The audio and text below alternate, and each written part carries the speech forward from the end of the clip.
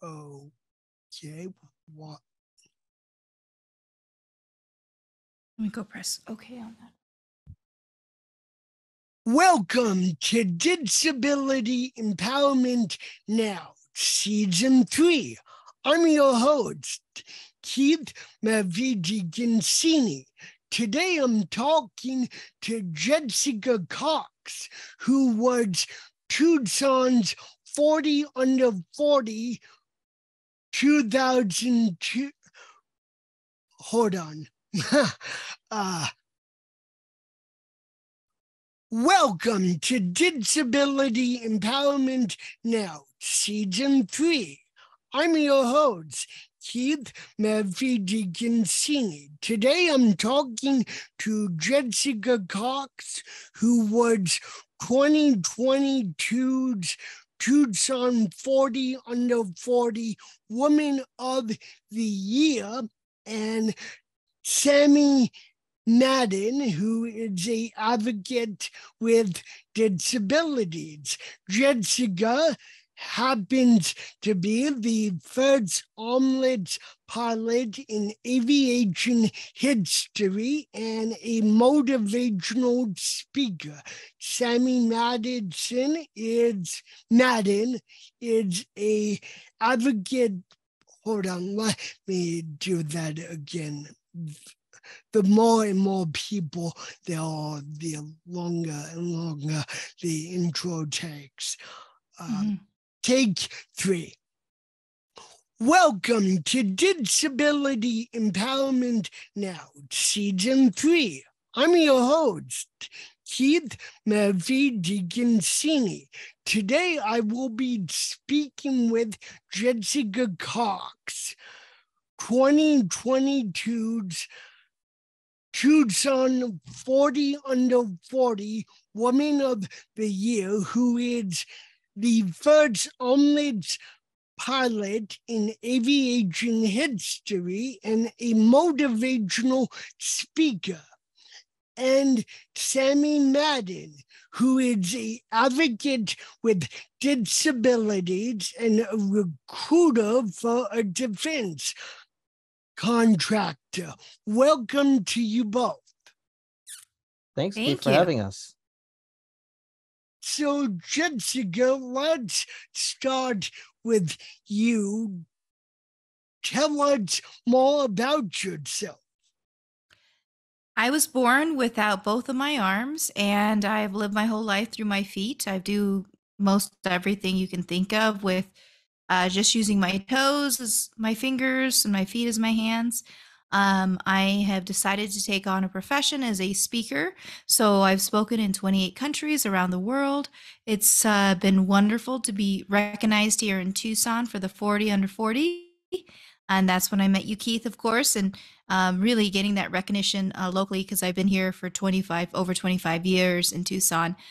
But most people do know me as the armless pilot, the pilot who flies with her feet. And it's been wonderful to do that and use it as a platform to show the world that disability doesn't mean inability.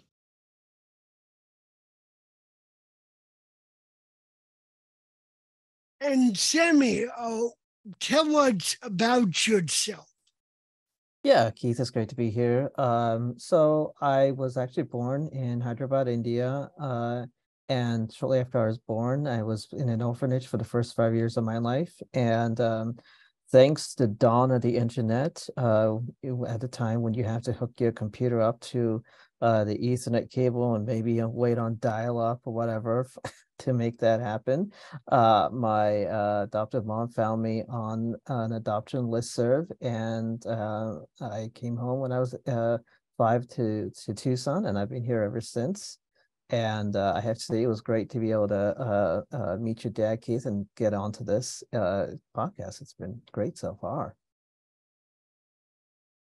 So, Jessica, we actually met in person at the 40 under 40 Breakfast Award ceremony, but I had known you through LinkedIn several months prior. As part of your motivational speaking, you and your husband run a company called Possible Thinking. Tell us more about the genesis of that idea. Sure. I have been speaking for 18 years, but back when I started, I was asked as a sophomore in high school to deliver a speech to a middle school group. Same district I was in. They had a few challenges, so I went out to speak to the students, and they were really inspired. And it planted the seed that I could consider speaking more often. But I would have never known that I decided shortly after college that I would incorporate myself as a speaking business. And this was even before I met my husband.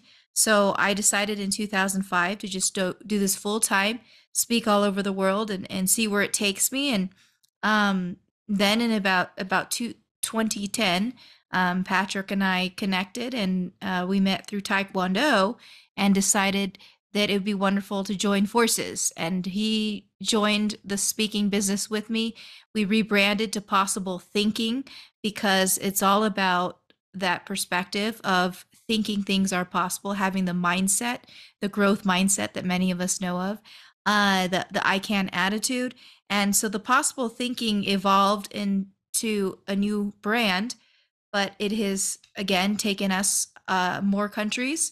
And he's joined forces with me, and we've enjoyed doing this as a husband wife couple type job. We are the only employees essentially, but we get to see the world and meet with people, and it's been wonderful. So you mentioned that you and your husband met in Tai Kwon Do class. Tell me more about that, because that's a very interesting place to meet your partner. Yes, I actually have practiced Taekwondo since I was 10. And my husband in another state joined Taekwondo when he was 11. So he was born in California and raised in California. And he came out to Tucson for a Taekwondo job. And that's when our paths crossed. I, at the time, was a first degree black belt in Taekwondo. He was a fourth degree black belt in the same style of Taekwondo. And that's where we met, right there on the Taekwondo floor. And we, got to know each other. And then when he had moved to a different city to teach Taekwondo, it was about the time he could ask me out on a date because he was no longer my instructor. And I went on that first date with him, and the rest is history. So what got you into flying, and what was it like pursuing that to become the first armless pilot in aviation history? Well, flying was terrifying for me. And I know Sammy's done some flying because Sammy and I have been friends since he was 8. I still remember meeting him. I was in college at the University of Arizona, and I saw his family come in. We went to the same church. He was 8, and we've been friends ever since. And I know he's has some flight time under his belt as well.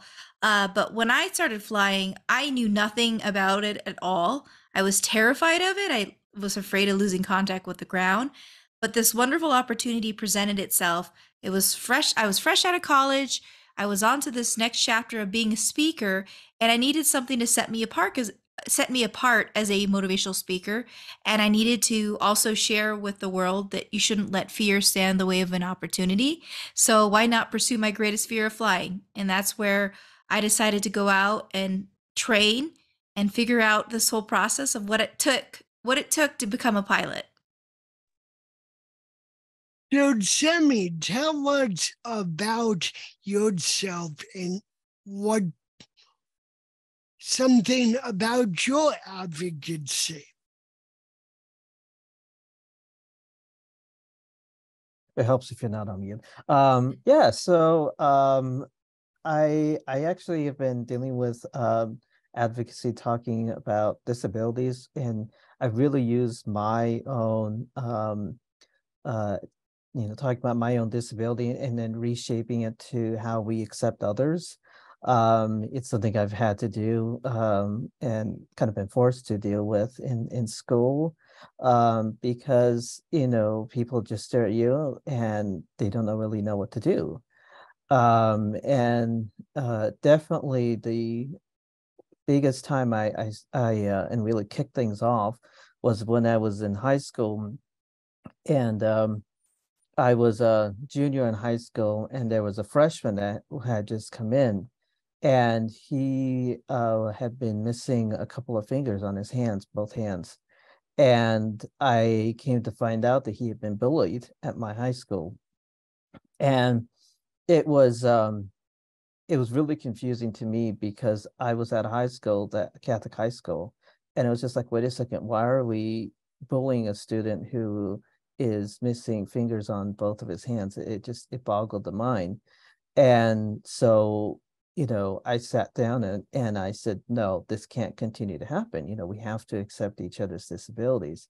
And so I had went to the principal and I said, this can't continue to happen, and eventually ended up speaking to the freshman class and used my story as a way of saying you cannot bully others because of differences. And I said, if you look around the room, we're all different. None of us are a robot. We are all different. Whether it's you're wearing glasses or your hair is red, or they're just characteristics of ourselves that are different from each other. And we have to praise our strengths and use those strengths, but also embrace our weaknesses and use both of those to really make a difference. And so that's been my message to kids, and it really has been kids from elementary school to college to middle school. And I still go and teach college students about acceptance. And I actually, thanks to Jessica, have a professor class I go into still now, and talk about disabilities. So what got you into flying as well? So I got into flying. I used to do it when I was younger. My dad would take us flying, and he would figure out a way to get us connected with someone at Tucson International Airport, and they would take us up, my brother and I up, and it was just fun. I had pictures of that, and so used to do that. And then as we got older, my dad loved to fly. He used to have airplanes when he was a lot younger, and so he ended up getting himself a Cessna airplane. And prior to that, I had a friend who my teacher actually in high school, her husband flew a Cessna, and so I got to go up with him and fly. And the funniest thing with that is that I could either fly with my arms on the yoke, or I could fly using my legs on the pedals, but I couldn't do both. So whenever I would go up, it was the legs would be in the back and my friend would be guarding my legs while I was up front flying. So that's how I kind of got into it. It's been a lot of fun to do it. It's been a little while since I've done it, but when I used to, it was a lot of fun. So did I hear correctly that both of you met each other in church? Tell me more about that. Yeah, we did. Yeah, I don't have as big of a memory of this. I know Jessica does, and so I'll let her tell you that. I have a better memory of when we met at an ICANN meeting, and so I'll let you start, Jess, on the earlier time. Okay, so I didn't know many people who were also born without, arms or part of their arms, or without hands, or without legs. And so it was always, something I wasn't oftentimes seeing in other people. And I did have a mentor as an 18-year-old, but as a freshman, sophomore in college, 19 and 20-year-old, um, I didn't meet anyone on college campus, but there's a church on campus called the Newman Center, and it's a church for any the students who are Catholic. You can come in and go to church there, and it's all walking distance, like everything, because most college students don't have cars, and I didn't have a car at the time because you walk to everything on campus. And I remember going and seeing the Madden family come in, which Sami can describe this further, but he has such an amazing family of differences, and he was 8 years old at the time, and I saw him come in with, you know, he has arms to his elbows. Would you say, Sami? Your arms are Yeah. to your elbows. Yeah. And I was like, oh wow, it looked like me when I was a kid. And I didn't realize at the time that he had also prosthetic legs in addition to arms to his elbows. And I was like, oh wow. And then I guess I noticed his gait, the way he was walking. Then I was like, oh, maybe he has prosthetics as well for his legs. And lo and behold, you have prosthetic legs as well. And I was just like, it was just an amazing connection. I was like, I got to meet this family. And I don't know if I went up to your parents and started chatting about myself or what, because then we later met again. I ended up getting invited over to your family's house for pizza night on Friday night. And that's when I invited my parents to come with me. And that was the first introduction at the Madden household to the whole wonderful family. And then we ended up connecting through this group called International Child Amputee Network for annual conferences. And that was where we later connected again. Yeah. And I'll just jump in and say that the International Amputee Network has been a real blessing and a really an important group for children and adults and their families dealing with being amputees.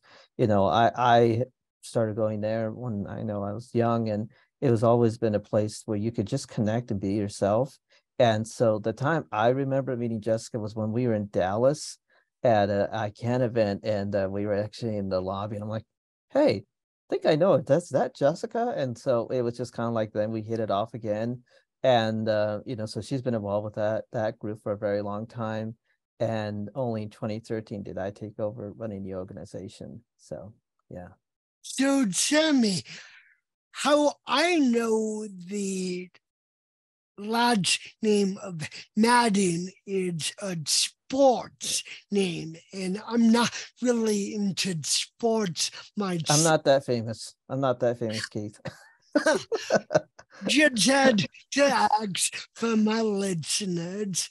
Yeah, I'm not that famous, and I mean, I've had a video done on me, but no, I'm not that famous as the game.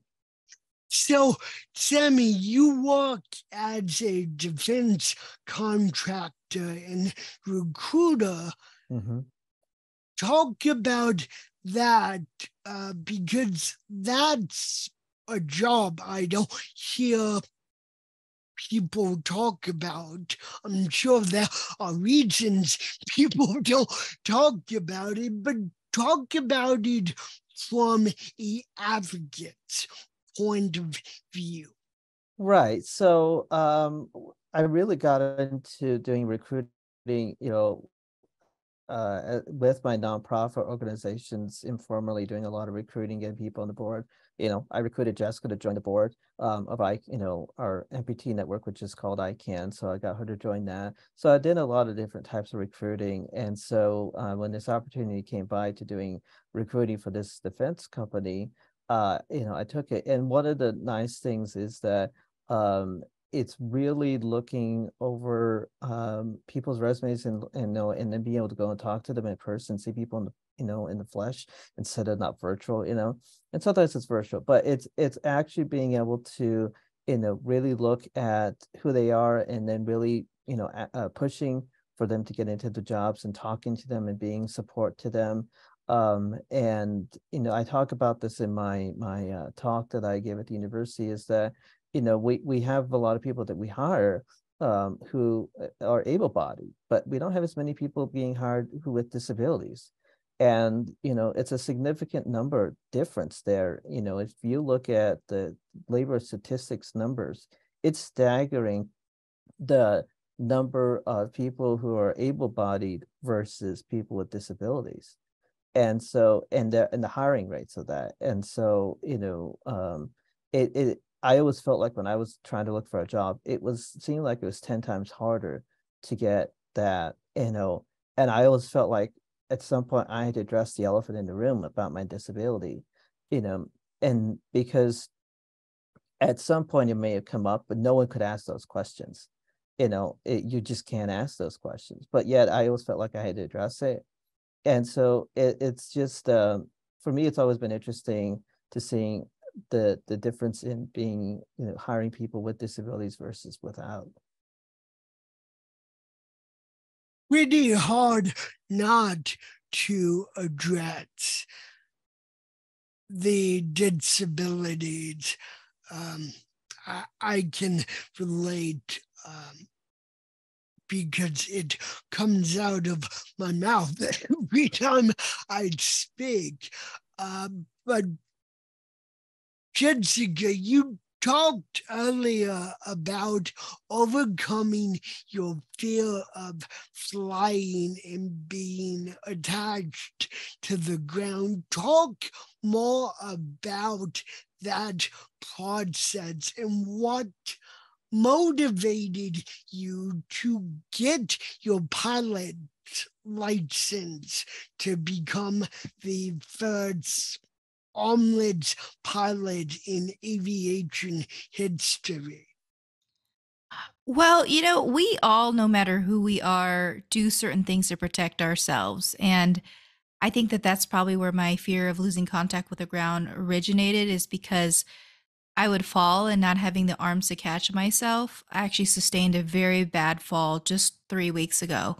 And when you fall that many times, you want to make sure you're kind of grounded in the floor, you're in contact with your feet being on the ground at all times. So anything that takes you away from that brings up those memories of falling or losing control of your own balance. And so that's probably why I had a fear of flying associated to that. In some degree, that was probably a factor. And also, it is a completely different experience to be behind the controls of an airplane flying it versus sitting as a passenger and allowing and trusting someone to fly it for you, especially someone you don't know. So that is a totally different dynamic, that control factor. But I wanted to fly because I always really jump at opportunities to be fearless. And it's just a part of my nature. And especially then when I was in my early 20s. And it became something that I, just totally immersed myself in flying. I went to meet pilots. I talked to aviation. I went to air shows. I did everything I could to pursue this goal. For me, it took a significant amount of work compared to the average person. An average person, let's call them, able-bodied, even though that's not the most accurate term, but I just like to, because I feel like that is kind of not the best way to describe it, but just someone who doesn't have a disability. They go out to fly a plane. They can go and set aside 6 months out of their life. And if they were, persistent enough and they didn't experience like vertigo, which some people have vertigo, so that eliminates them from the pool of pilots. But if they were to pursue it in 6 months' time with the dedication, persistence, and not doing anything else at all but flying, they could do it.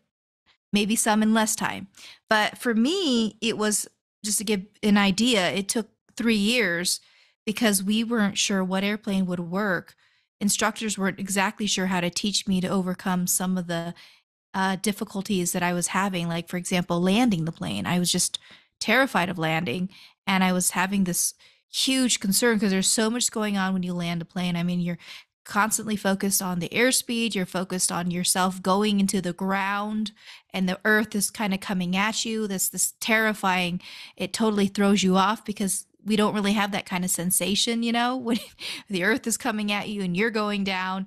And so all this difficulty emotionally, mentally, and physically, it took me 3 years to finally master that landing. 3 instructors, 3 airplanes. And it finally got to the point where after that long period, I said, okay, and I wasn't doing it with the intention of becoming the world's first armless pilot or knowing that I was going to get a Guinness World Record for it. It was just because I wanted to do it as a challenge for myself and to help me with my platform as a speaker.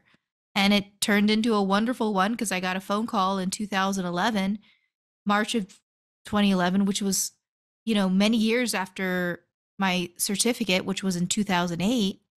And in 2011, I just get a phone call from the Guinness World Record show in Milan, Italy. And they're like, yeah, come on down and receive your Guinness World Record medal. And I didn't know if it was really legit or not. But come to find out, once I got to Milan, Italy, it was the real Guinness World Record. And getting that was wonderful. It was a wonderful experience to be on that show with other people. Octomom was also on the show, which many people may not remember her, but she was the mom who has all these children, and was featured on the Oprah show. But it's been a wonderful ride. It's been a wonderful experience to help other people say, if she can do that without arms, then there's so much more I can do. And it helps break through self-limiting beliefs, doubt, and naysayers who tell others what they can and can't do. And it's been wonderful as a speaker to be able to do this on stage and tell people that by sharing my story. So tell me, Jessica, it's interesting that you had commented that you had the fear of keeping your feet planted to the ground, and Yeah.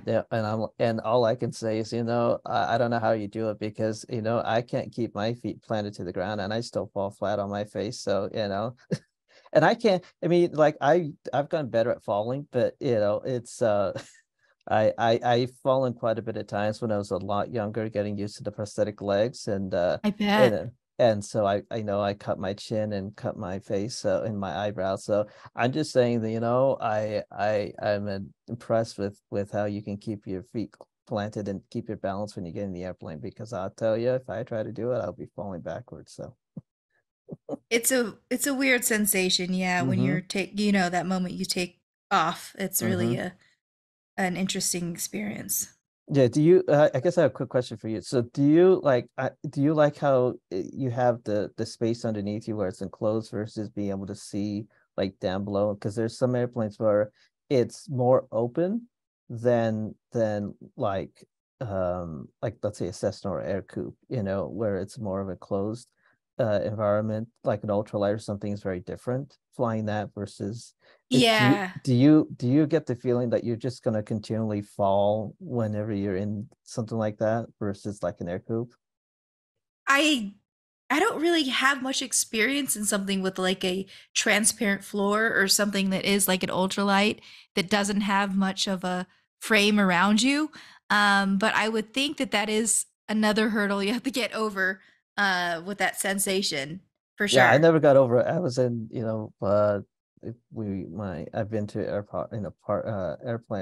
air parks where they've had them, and yeah, my dad likes them, but it just messes with me too much. I bet. Yeah. so Jessica,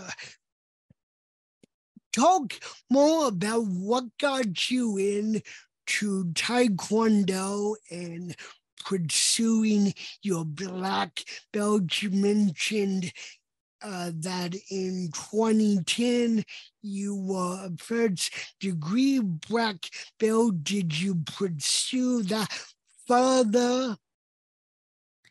I did pursue Taekwondo further, and it's been a wonderful experience because, as you can imagine, when you use your legs and feet as arms and hands, there's a certain level of flexibility you have to maintain. And fitness is almost like critical for someone like myself who has to raise my foot to my mouth to be able to brush my teeth every morning and evening. So Taekwondo has been almost like that blessing. I mean, it's something that I love to do. It introduced me to my husband, and now it's something that's maintenance for my fitness. And it's so important to do that for us amputees, people without limbs, from or experience limb loss or limb difference. Fitness is really important. All the more for us because we have to use our bodies in a way. There's a lot more demand on how we use our body to adapt. So that has been a good blessing. I went to Taekwondo yesterday morning and it was really good. I was just thinking about how I need to get back out there because my flexibility is starting to go a little bit and I need to keep working on stuff. So it's almost like yoga, and how that helps you with flexibility. But I like Tai Kwon Do because that's my uh, preference as far as sport, and it's been wonderful.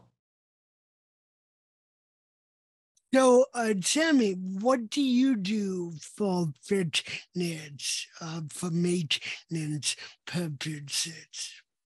So I walk with my dog most days. And that's kind of what I do. I work from home, so do a lot of sittings, which isn't good.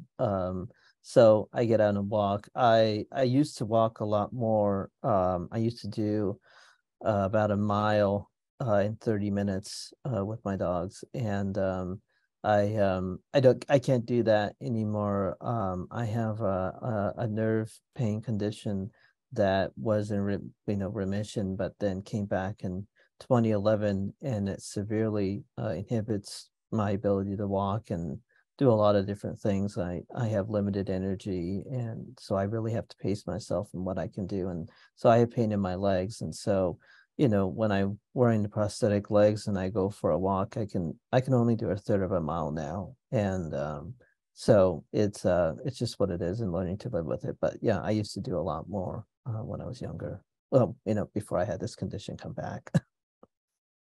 So let's talk more about prosthetic limbs and the pros and cons of them, and why some people would want to utilize them and why some people wouldn't want to utilize them for whatever reason. So I'll start this off, and Jess, I'll let you jump in. So one of the basic things with prosthetic legs is that some can say that one of the best things, and sad way to see it, is that with all these wars that take place, there's advancements in prosthetics. But what's not understood is that when someone is born without arms or legs, they're born like that. So they are known as a congenital amputee. And so people who lose a limb later in life, whether there's an accident, cancer, a war, whatever, war injury, that's known as a traumatic amputation. And so there's the difference between those is that a congenital amputee does not have their brain wired the same as a traumatic amputee. So for instance, if you lose your hand and fingers later in life, your brain is wired to know how to open that hand, how to use those fingers, how to manipulate those fingers to whether you're trying to grasp, a door handle or a glass, or use your fingers, however, if you're trying to cut something, okay? Your brain knows how to do that, and it's been trained.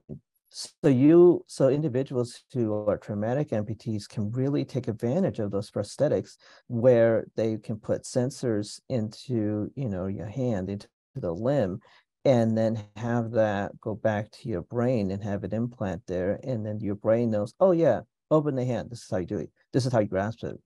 And those types of prosthetics are made huge advancements.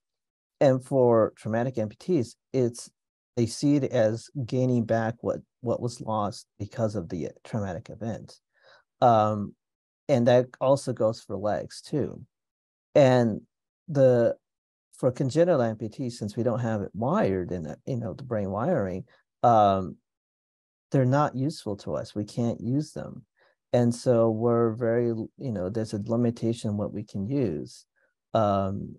And I'll let Jess talk about her experience, and then I'll talk about mine. Yeah, that was so well put, Sammy. And I think I'm gonna have to take some notes there because it's like assumed when I meet people. I mean, I just met someone the other day who was an orthopedic doctor, and the first question is, "Did you ever have prosthetics?" Well, yes, I did for 11 years. But again, like Sammy's saying, I didn't have that neuro mapping, the brain mapping to understand how to use these to the level that someone maybe who's lost a limb could. And so I all I've ever known is my feet since birth. And so it's more natural, it's more efficient, I'm faster, I can feel whether something is cold, hot, smooth, rough with my toes. So my choice naturally will be the natural way of using my limbs that I have, my feet and my legs. And I did wear the prosthetics for a good 11 years. I went through therapy on how to use them. I could do things like write with them. I could eat at a much slower pace and a lot less effective that I could do with my toes. I mean, if you could compare the handwriting of the prosthetics versus the penmanship of my toes, there was a huge difference. And it took me nearly the entire lunch period to eat with those prosthetic arms. And I had to have my sandwiches all cut up nicely in squares. It was a process, but I gave it the 11 years. I felt as though it was wasted time and effort. But I think that naturally where they came from is from all this effort that was made to give me the opportunities. And people with arms and hands can see that it would be hard for them to live their life without them. And so they wanted me to make sure that I had that same opportunity of prosthetics if I needed them. So having that option was something they probably really wanted to insist on. And for me, though, I think that I'm just as happy like how I am. Yeah, I think just and you can tell me if I'm wrong. I know when I've talked to amputees, we've been having our amputee meetings, is that a lot of it comes from them wanting to fix people, fix amputees, versus trying to give us what we need and allow us to be ourselves. And so like whenever I talk to people about my being an amputee, they're always, their first question is, well, why don't you have prosthetic arms? And the prosthetic arms, really for congenital, and they could have changed in a while since I've looked at them, are really cumbersome. And especially for someone like me, I could only really realistically wear one, because what it is that you would put something over your arm here and it goes around to the other side and it's a strap. And so then this arm controls this one into doing the motions of the prosthetic. And so that's how mine were.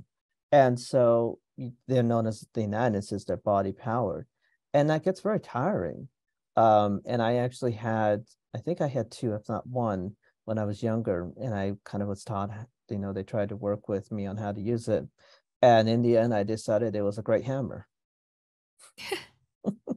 And then, I wear prosthetic legs, and with those, I've gone through different systems.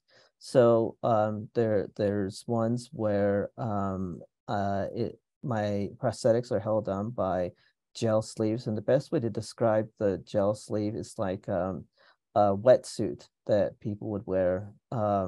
And so that covers from my knee up to my thigh, mid thigh. And so, my thighs are a lot stronger than most people, because that's where the weight is on my legs and my thighs to carrying those prosthetic legs. And so mine weigh about 10 pounds, in total. And so I wear a sock on both of my legs, and then the gel liner is on. And I actually keep getting smarter and smarter components to my prosthetic legs. So now I have a smart ankle and a better foot. And I see you, Keith, wanting to know more about the smart ankle. I'm glad you're reading my mind, because that's exactly. I only have a smartphone and a smart TV. I want to know more about what a smart ankle is. So smart ankle is nothing like Alexa or anything like that, but and it doesn't talk back to me, which is very nice. And it doesn't have a chip in it. So what makes it, and I call it smart ankle, but the advancement is that a normal ankle, when you have it, it will, you'll go up and down and rotate, and it fluctuate like that. And that's what it does now. Before I didn't used to have the rotation and the of it when being able to shift like it does. And so when I'm on an uneven surface, it compensates for that. And so it makes it more and more natural as someone who would have a regular, someone would have an ankle, not regular ankle, but someone would have an ankle. So it tries to mimic that. And then, so that's kind of where how far that's coming. And of course, the feet have changed in their own ways, and they keep getting advancements on that. So you both mentioned a very important observation a while ago, that people who recommend or ask you if you've had prosthetics, be it strangers or OTs, what have you, they want to fix you instead of actually helping you and giving you what you need. Talk about the pervasive thought, viewpoint of wanting to fix amputees rather than help them. So I can say, because Jessica and I have been part of the ICANN group, we've heard our fair share of horror stories. And what I mean by that is that there have been parents and kids who have dealt with, whether it's a prosthetic provider who insisted that the only way that a child was going to be able to live their lives was with prosthetic arms. There was no other way that they could live their lives. And a lot of these companies, prosthetic companies, are pushing for parents to have prosthetic arms under kids under age of 5. And the thing that people don't understand is that if you allow your child to naturally live their lives, they will adapt. Like, how is Jessica supposed to feel something hot or cold or rough, whatever, with the prosthetic arms? You just can't, and she's adapted, just as I've adapted to driving I could drive my own car and cut things and write and, live, work 40 hours a week, I've adapted. And so, given the opportunity to adapt, people, and individuals who are amputees really can do anything in the world. And what's sad is that these companies only want it for profit. And at our ICANN meetings, we used to have a specific prosthetic company, who I will not say, push and push and push families to get these state-of-the-art prosthetics. And they did not at one point take into account the child, or they did not take into account what was actually working for the individual who had the amputation, because they came in and said, well, you have to have this. And they would have someone there who was wearing the latest model of X. And it would frustrate me and actually anger me that this was happening, because as soon as someone got that, they would just leave you. So if let's say a child got, the latest whatever prosthetic arm, there's no taking care of them. And I'm really allowing them to figure it out, because we have had so many kids in ICANN who can do such amazing things. There's a child in ICANN who takes exquisite photos with her feet. And there's another one who paints beautiful postcards and paintings using her mouth. I mean, that's the thing, is that, just because you have an amputation does not mean that you can't do anything that you want to do. You just have to sit there and figure out, how am I going to do it? And I think that that's what gets missed, is that, we spend our times figuring out how we have to do something versus someone else who'd be sitting and looking at us saying, how do they do that? They possibly can't do that. Sorry, I'll stop my rant. Go ahead, Jess. No, that's great. I think the push for prosthetics, and the way that I've kind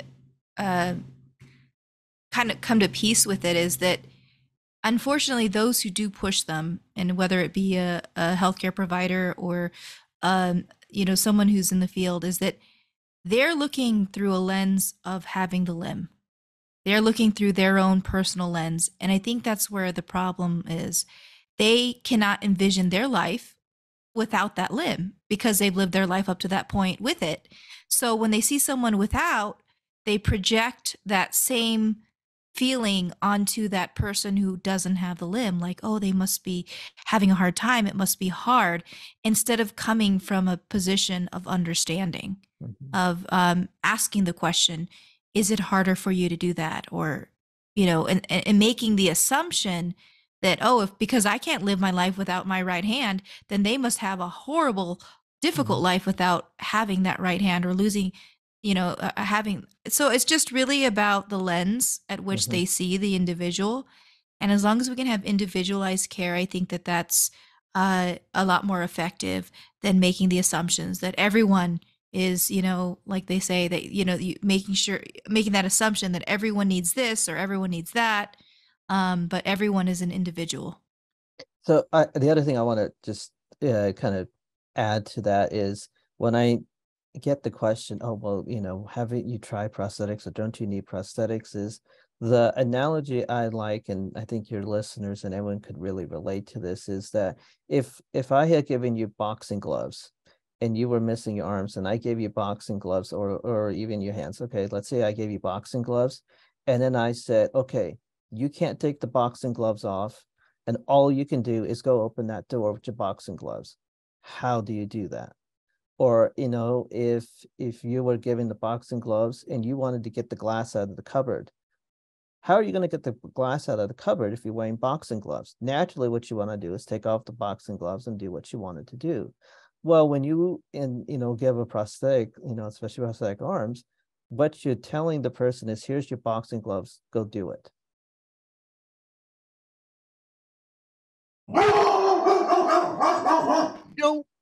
We all have gone to the University of Arizona, and I know they have the SOLT program and the DRC Disability Resource Center.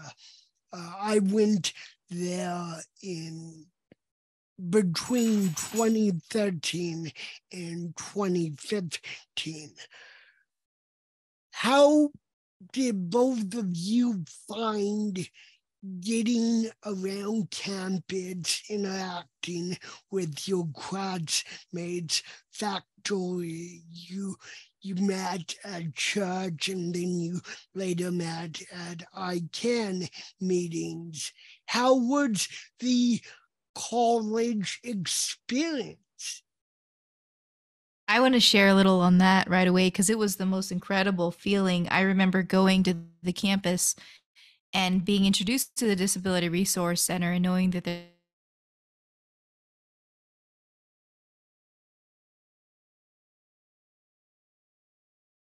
a lot of space, so you don't want to pay for all your printing.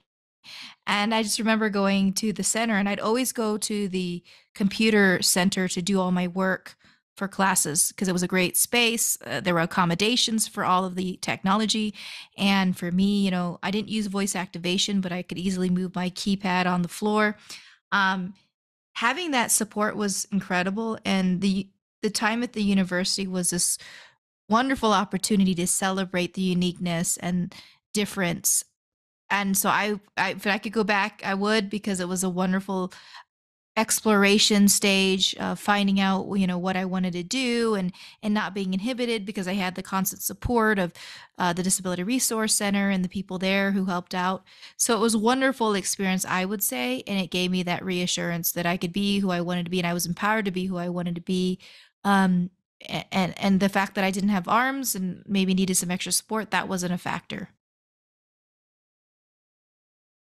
So I actually started at the local community college here and was able to use their resource center. And I actually had a really, really great advocate there who really was willing to do anything I needed and help me in any way I needed. And what was really nice is that they had a place called a testing center where I could, where they had a dedicated place for exams to take place, and I could go in there and, use my laptop and do what I needed to do and have a quiet space, and I could get, my stuff done. So I had a really great accommodation there.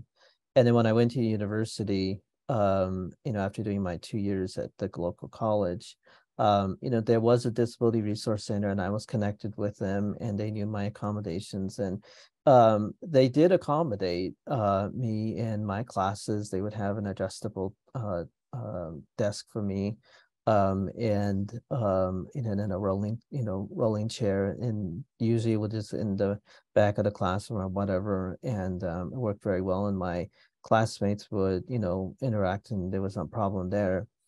I will say that I had some frustrations with the resource center, in the sense that they weren't as always accommodating when it came to exams testing, and I would have to really fight with them. And I knew to the point where I would tell my professors at the beginning of the semester, you have to tell me like more than a month's advance of when the exam is going to be. And I would tell them that because it would take me a long time to get my exams scheduled, because you had to schedule your exams with them and a date, and then you could go and take your exam.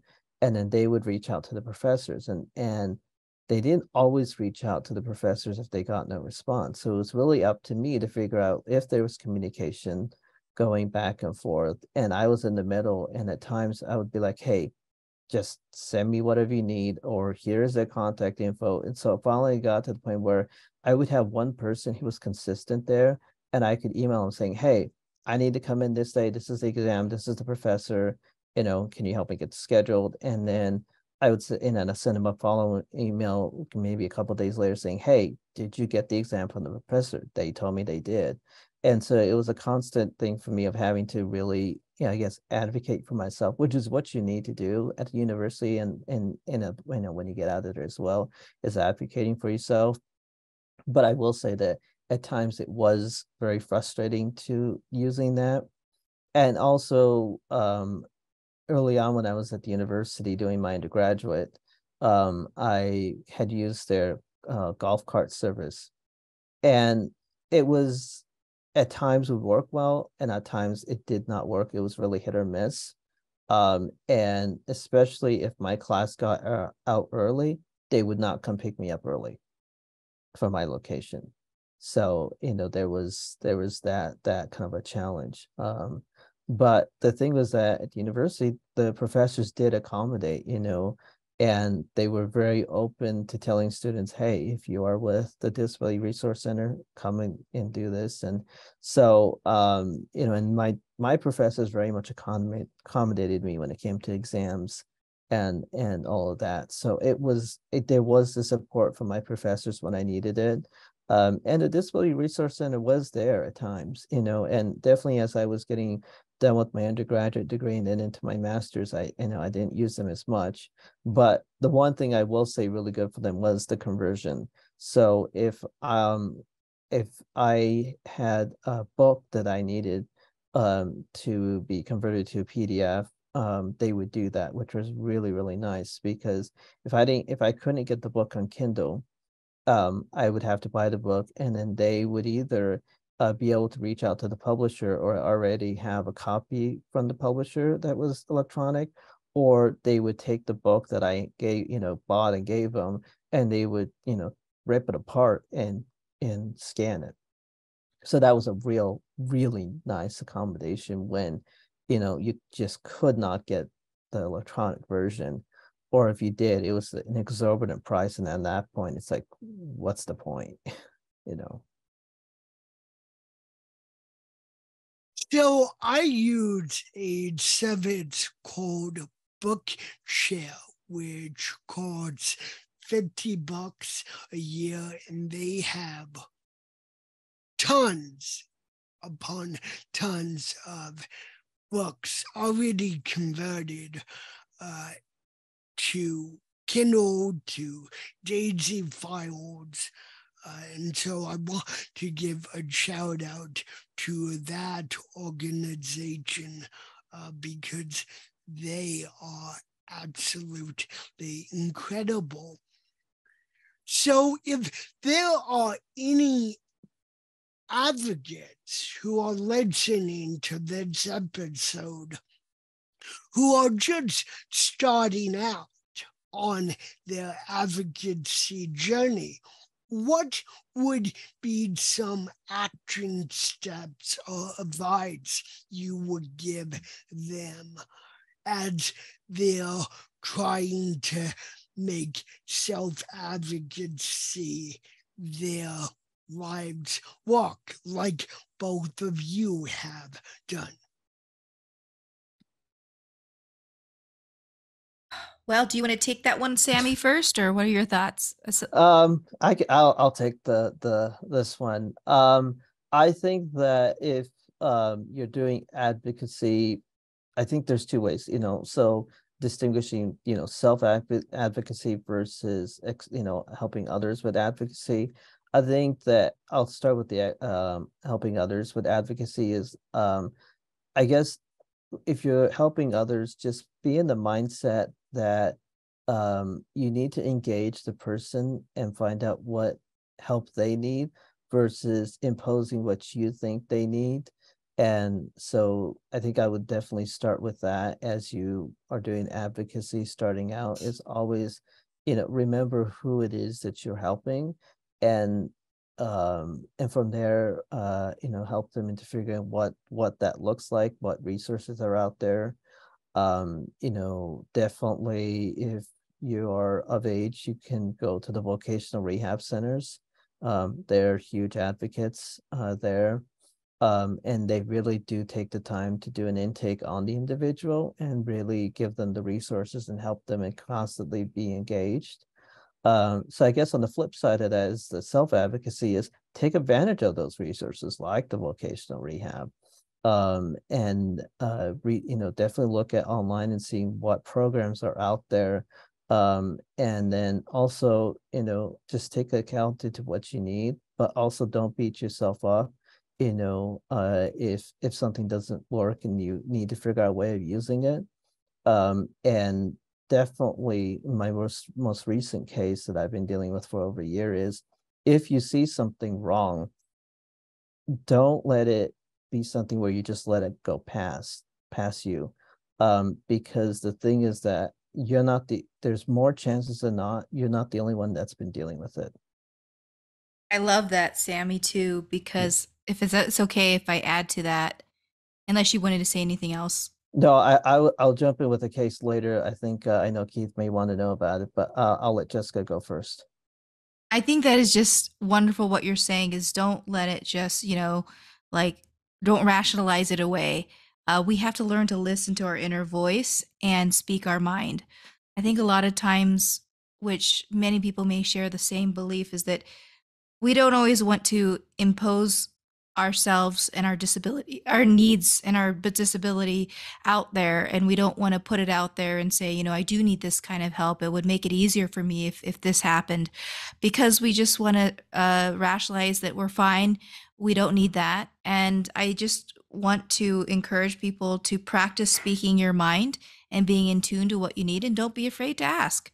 We all need help at some point in our life, no matter who we are, and it's okay to articulate that. Actually, it's um, empowering to be able to have the courage to speak up for yourself. And Yeah. how do we get that courage? It's just practicing it over and over again. It's not something I had very easily as a young person. I wanted to hide my needs and the fact that I had some things that could have made it a little easier on me. I said, oh, forget it. I don't need it. It's okay. It's not a big deal. Rationalize it away. But in reality, that I learned as an adult that I needed to really speak my mind and what I needed, articulate my need, because how is anyone supposed to read your mind? And you have to have a lot of courage to do it. And I understand that. So building that self-confidence to be able to speak up for yourself is very critical. Well, just yeah. I was going to ask, but Keith, just would you say that for us individuals with disabilities, at times it's easier for us to admit that we need help versus otherwise? I honestly think it's harder.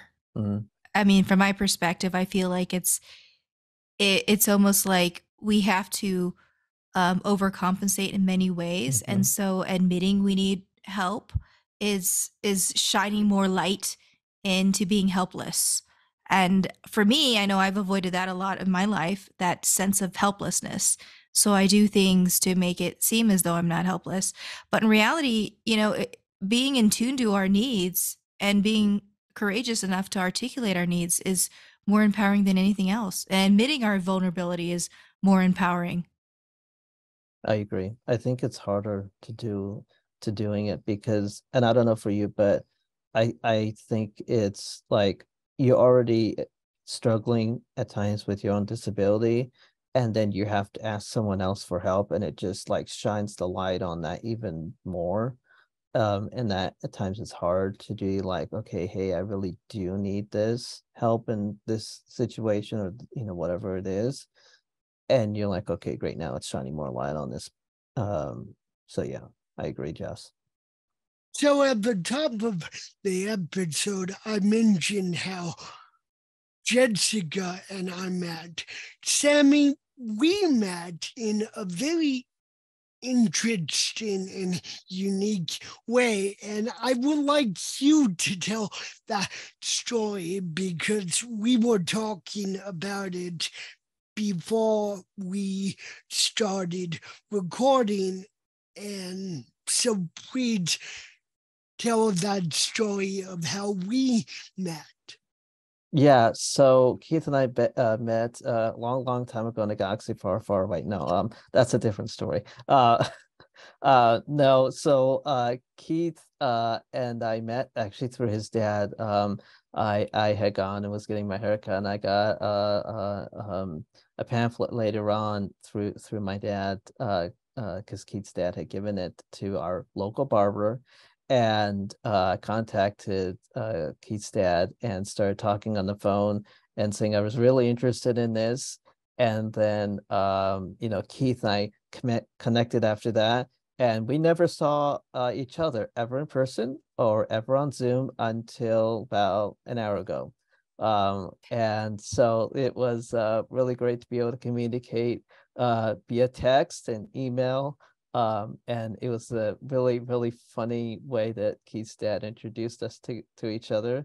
Apparently, I was known as having a child with a disability, so it's a good thing we were able to clear that one up, Keith, at the beginning of this episode. And I'm so sorry. well, I only brought up that little extra bit of the story because it normalizes our situation is the thing.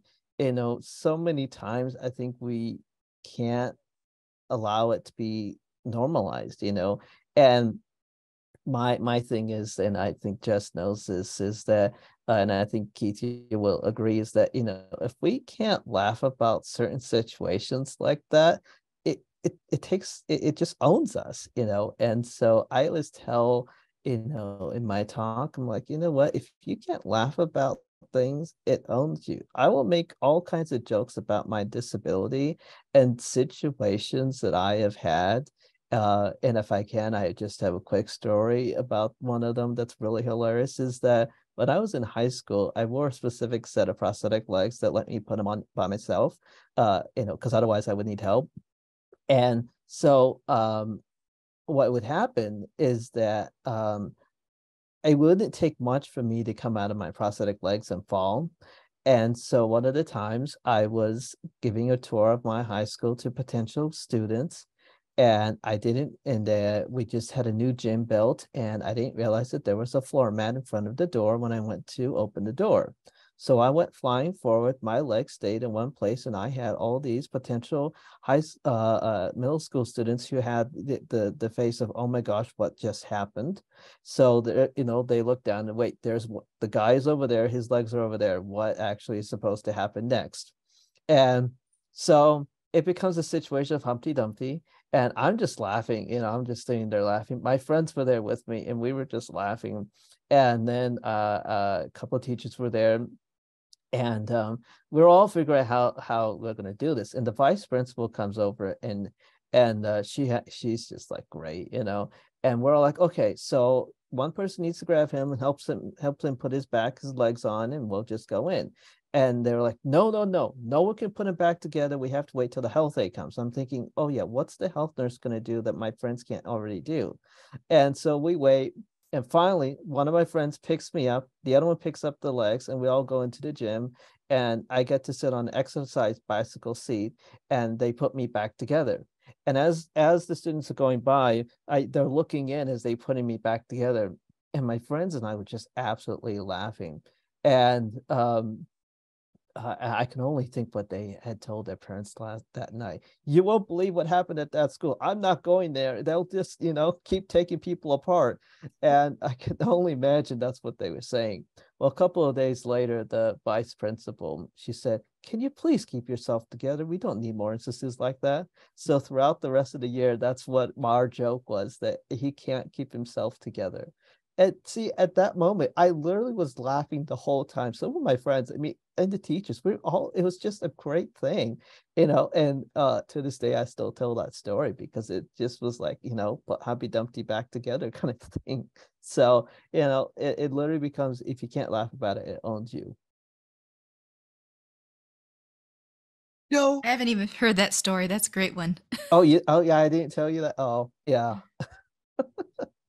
So what do you hope that listeners with disabilities take away from what we've talked about in this episode? And likewise, what do you hope that listeners who haven't yet discovered their own disabilities take away from what we've talked about?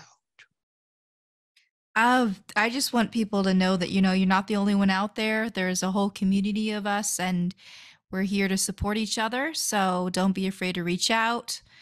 Be confident about the disability, because it really it adds to our life and can be in a very positive way. So don't be afraid to share that with the world, and articulate your needs, advocate for your needs, and be proud of your difference.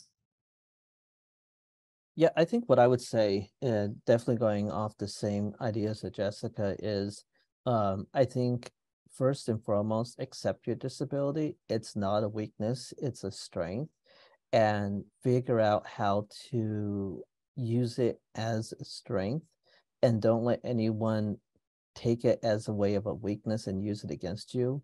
And I think the other thing is that if something happens where your disability is used against you, don't let that be the end of the conversation.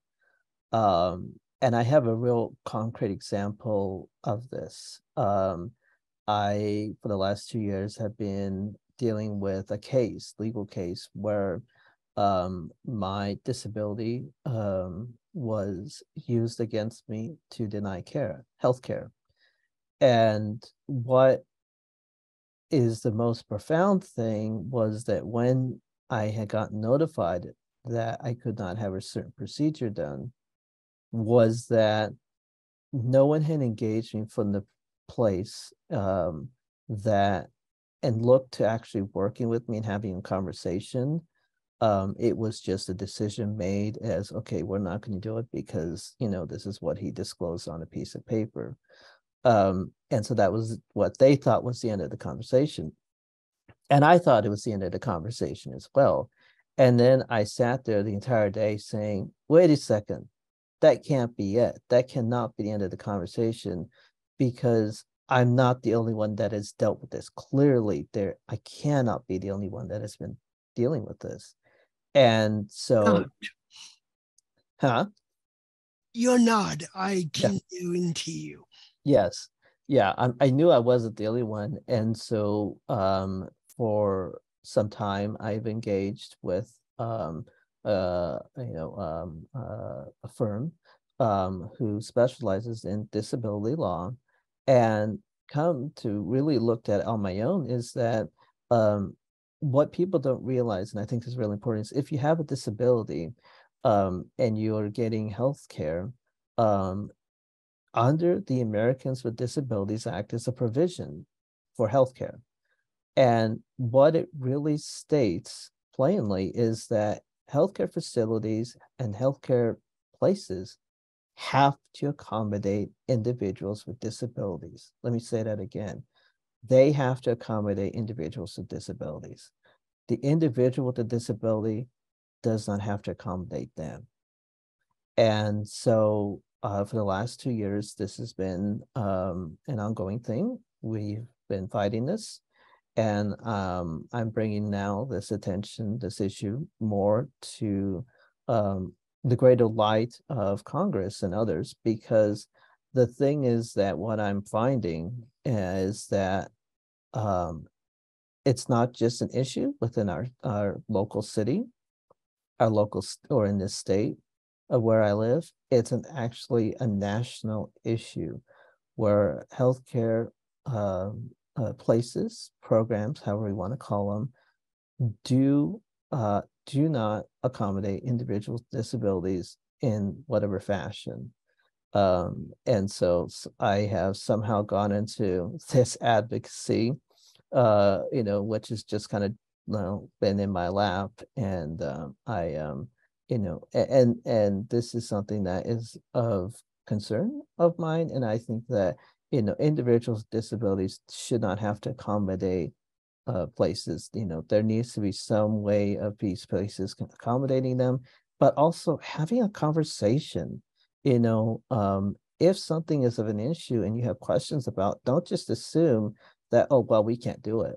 It's no, have a conversation, figure out a way what works, because the thing is this, and then my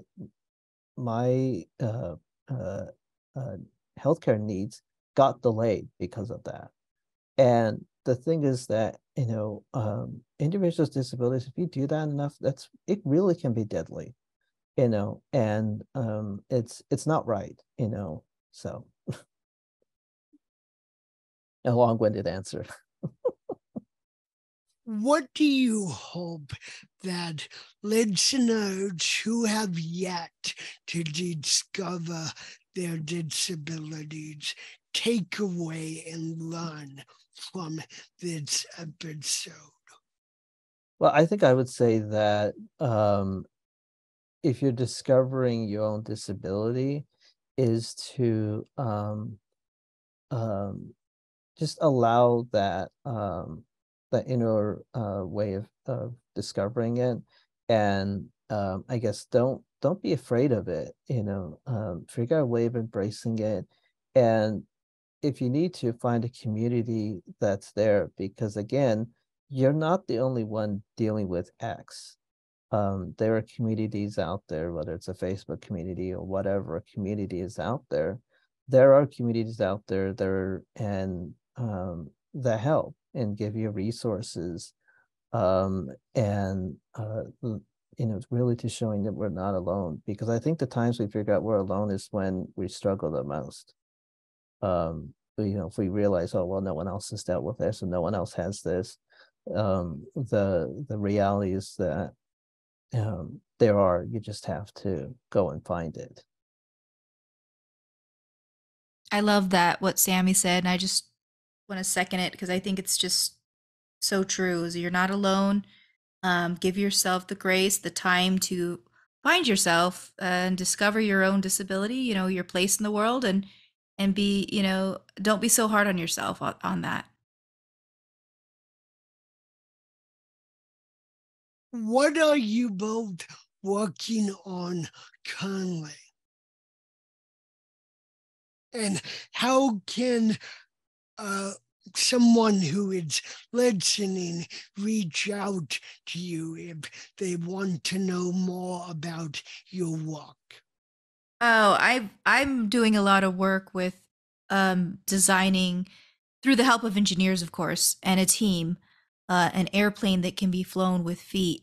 And it's not just a plane for myself, but it's to shift that mindset that we can accommodate and people can do things that may seem impossible. So the whole messaging is that, disability doesn't mean inability.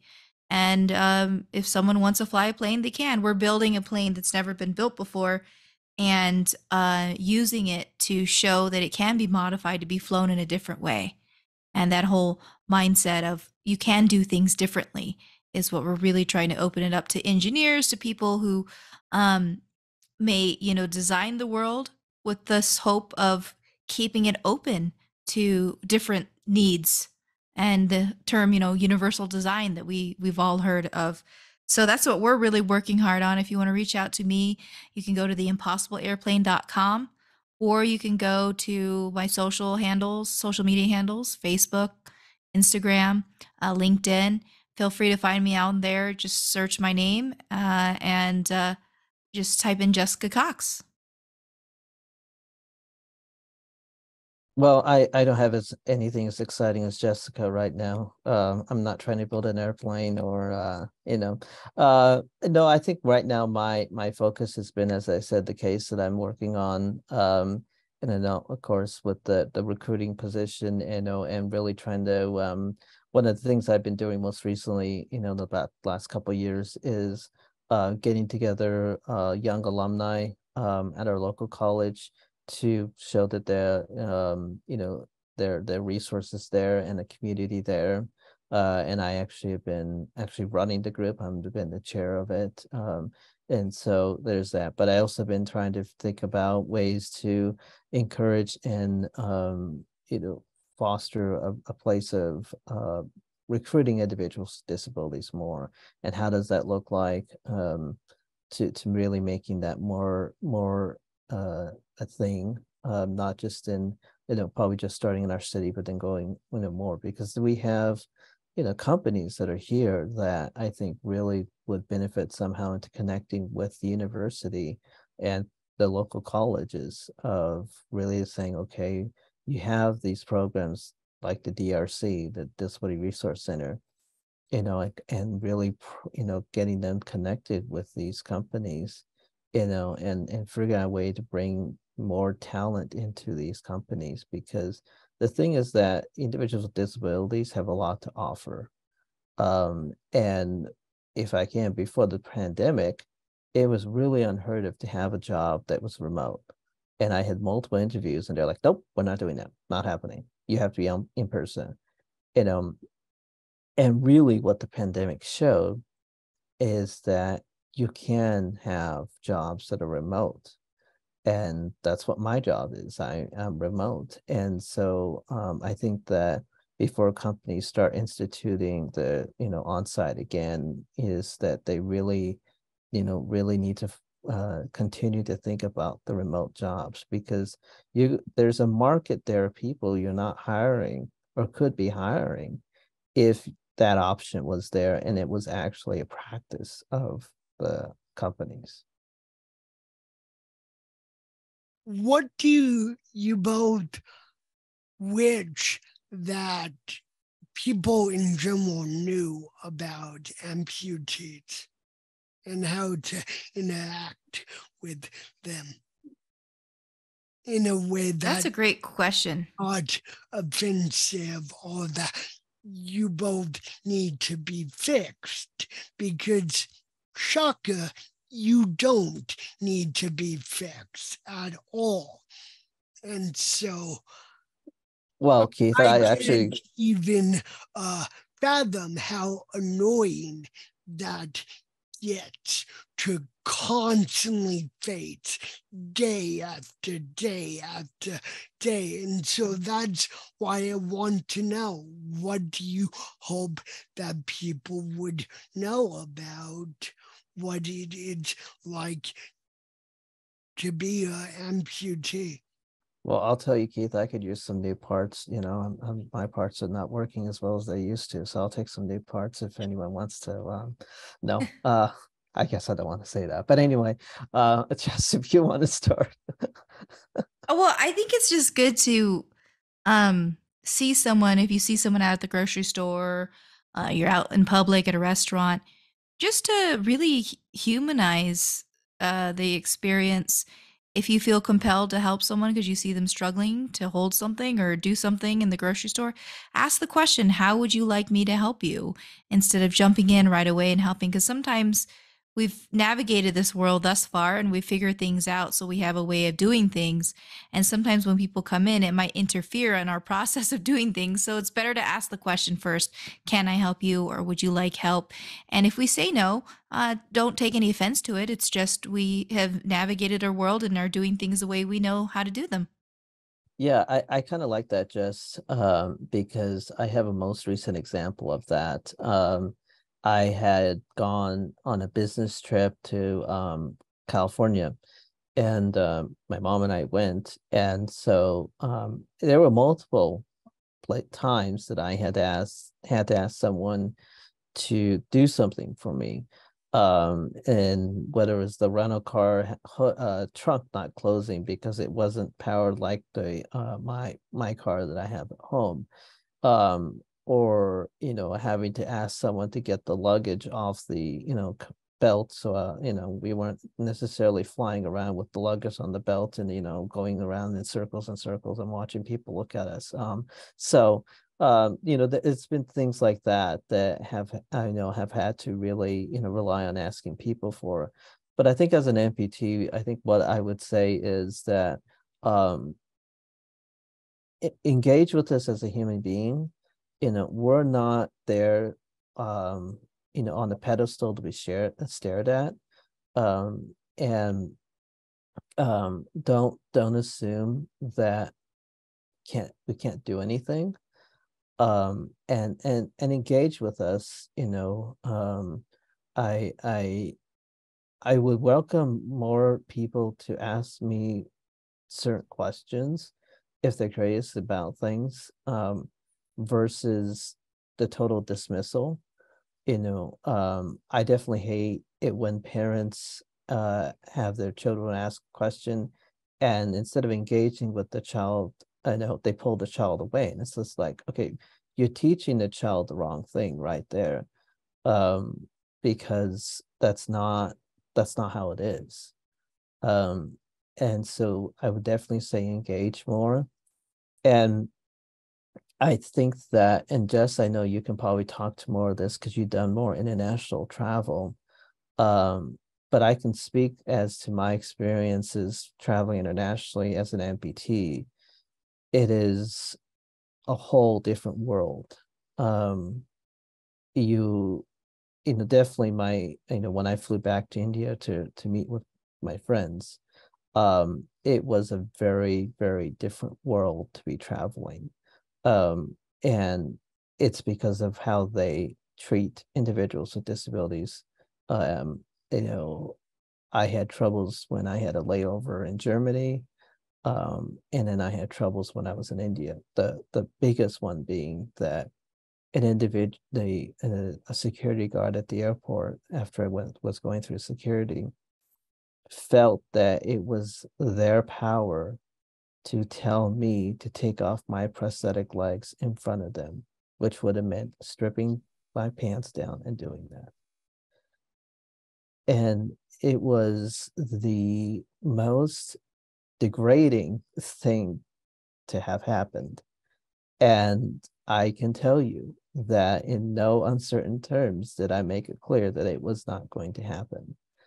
And not only was it a huge level of disrespect, but it was also a huge level of disrespect to my parents to be, because I was traveling with them. So there's a level of respect for when you have, people who are elders.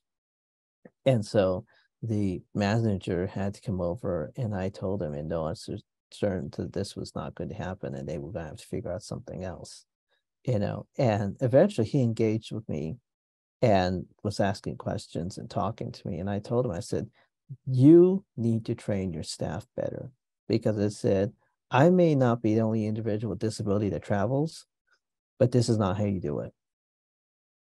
I am not the lowest person in the cast or whatever. I am an individual. I'm a human being. This is how it is. So I would definitely say that you need to engage with people with disabilities, we're just like, we're just trying to live our lives, and doing what we want to do. And, if at times we have to ask for help, we're asking it because we really need it. We don't need people to jump in and do something for us when we've already been trying, figuring out how to do it ourselves, because we have a system, we figured out how to do it. You know, you got anything you want to add, Jess? No, it's Yeah. true. That's a powerful example of how they're. I mean, the world really needs to improve in certain places around the world, especially. I think Hmm. they have a long ways to go. Well, Hmm. wherever we are in the world, we still have strides and things that we can do to make it more inclusive, more Yes. accepting. Before we end, Jessica, please talk about what it is like traveling international and traveling with your partner. And pardon me for accent that's assuming, and I hope you don't have to deal with this, but have people ever assumed that your partner is your killer? Oh, yes, I know that's a big topic of conversation for disability groups, and that assumption is made, occasionally. Well, Patrick carries a lot of items for me because carrying items is harder. So, a lot of times he'll have like 3 bags, and I might have a backpack on my back, but he's carrying a lot of stuff. And sometimes maybe people make that assumption that he's just there to help take care of me or whatnot. Um, and I think that the whole relationship topic, that people with disabilities are worthy of having loving relationships, healthy relationships, having families, children if they want to. And I think that that is something that we are fortunate to be able to share when we travel as a couple. Because the reality is, there's some places in the world where there's so much stigma about disability that it makes it harder for people with disabilities to find healthy relationships. And Patrick and I have been married for 10 years now. And when I go up on stage and sometimes he's with me, a lot of times people ask him questions too because they're curious. And it's just a wonderful opportunity to say that people with disabilities can have healthy, loving relationships. And he doesn't have a disability, I have a disability, and that's fine. They call that interable, relationship, that type of thing. And I think it's a platform that needs to be heard, maybe even more than some of the motivational messages that I share on stage about being a pilot. Is the message that people with disabilities should have equal opportunities to Hmm. education, to work, and also healthy relationships. Yeah, and if I can, I definitely think that um I think Jessica really has it down with the relationships, with the interable relationships. I think that I'm definitely seeing more of that as I've been watching things on social media and YouTube. Is that message is continuing to get, and it really depends on who you want to watch, but I definitely been seeing it more. I think as someone who is not in a relationship, the one of the struggles is that getting people to accept you for that. At times it seems like it's a red flag, and it's just like, okay, why would this be a red flag?